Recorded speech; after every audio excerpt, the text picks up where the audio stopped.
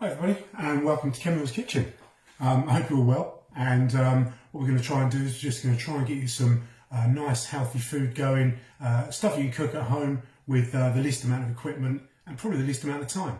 What we're going to do is in 3 stages we're going to be cooking a lasagna. Today the first instalment is going to be making the bechamel sauce. The bechamel sauce is really simple to make. We're going to take you through some steps of that.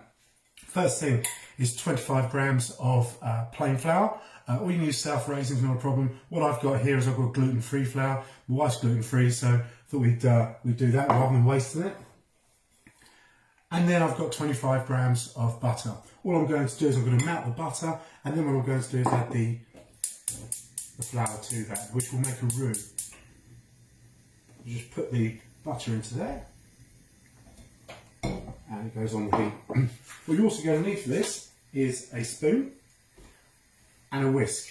You don't have to use a whisk, but I think it just makes it a lot smoother. Weighing scales. And you're then going to need around about 450 millilitres of milk. I've got full fat milk here, but it can be any milk that you want.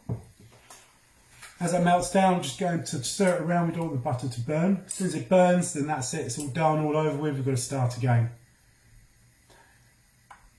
What we can do with this is we can make so many different sauces from a roux base. So, for example, we can add the milk to it. That makes a bechamel. Add some cheese to that. That becomes a mornay. If we took the milk away and added white stock, so chicken stock, fish stock, then that makes a velouté. Add some cheese to your bechamel, then you've got a mornay. So, for example, you could have something like fish mornay and stuff like that.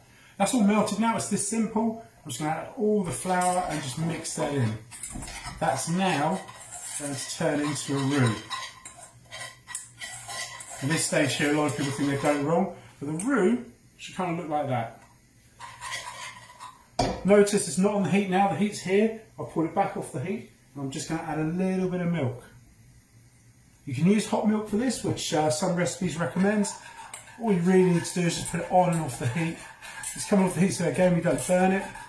One of the biggest issues with making basic sauces is that people tend to burn it because they just leave it on the heat. So just adding a little bit of that milk at a time. So I know what you're thinking right now. What are we going to do next? So the next video you're going to see, part 2 of Cooking with Bechamel's, is going to be making the pasta. The pasta again is really simple to make.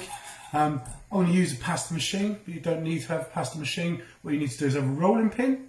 If you haven't got either of them, just use pre-made stuff. You know, it's a good product. So that's now starting to thicken up quite nicely. Remember the recipe is a guideline. It's not exact science with a lot of recipes. If any of you are pastry chefs here, you'll disagree with that.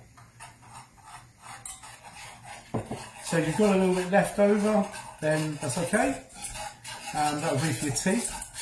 And if you haven't got enough, you just add a little bit more to it. It's that easy. So what I'm going to do is I'm just going to show you how the sauce should be, the consistency.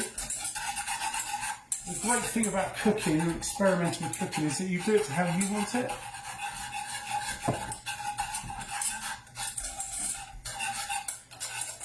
But I thought in conjunction with the amazing work that PE are doing all their fitness stuff, keeping all nice and healthy whilst you're off in these times.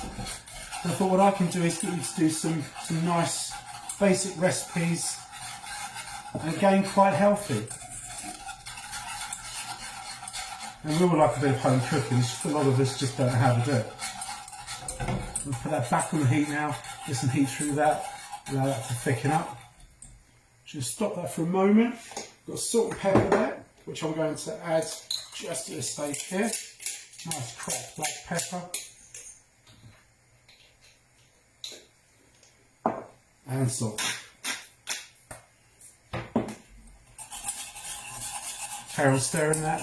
What you can't do with the sauce is put it on, go and make a cup of tea, sit down, watch TV for a bit, because it will have pretty dire consequences to that. So when you're doing sauces, especially if you've got 2, 3 or 4 on the go at the same time, you've got to make sure that you're keeping an eye on each and every one of them.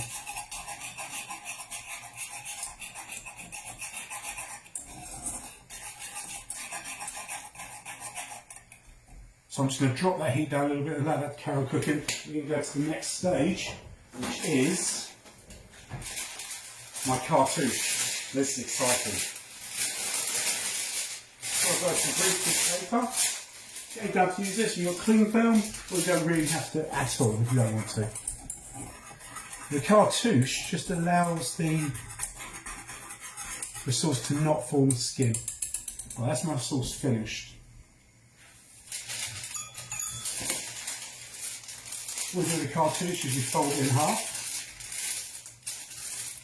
and it's half again.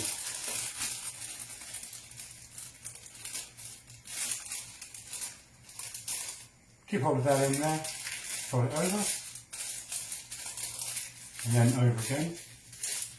And all we're going to do is approximately measure halfway into the pan, and just rip it.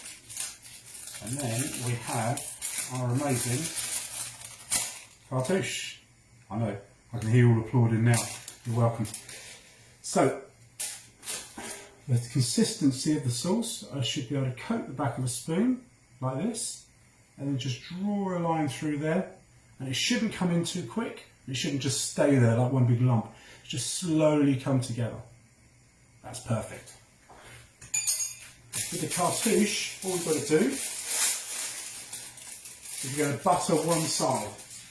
So I use my access there. Oops.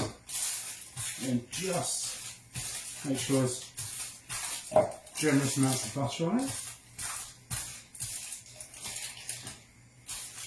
Well guys, all these terms I'm coming out with, please make sure that you get them in your heads. There will be a test on it.